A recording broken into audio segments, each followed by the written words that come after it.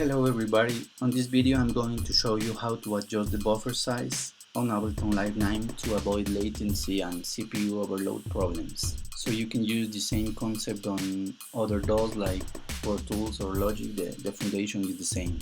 So we go to Live, Preferences, and under the Audio tab we found the Latency section. So latency is the time that it takes for the computer to receive data, process and output this data through your speakers usually. So when you're recording, you play a note and after a short time you hear the note in the playback, so that's latency, and that's pretty annoying when you're recording.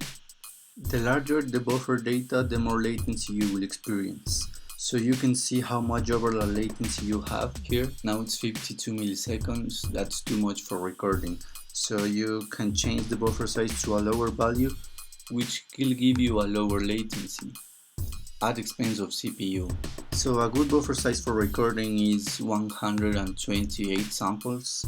The idea is that when you're recording, you're going to set this value as low as you can, and then higher when you're mixing and editing. So here in the corner we can find the CPU usage indicator. So if you're getting 70-80% or more, that may cause some problems. So you need to readjust the buffer size, or maybe take a look of how many tracks you have running. So you need to find a balance between these two parameters to optimize the performance of your system. Now in this section over here we can do a test. So if I click this button right here, I'm going to start a test tone to simulate a CPU usage of 50%. This test is based on your current buffer size. This because if the buffer size is set at too small size, you may experience some distortion or dropouts, glitches in the audio.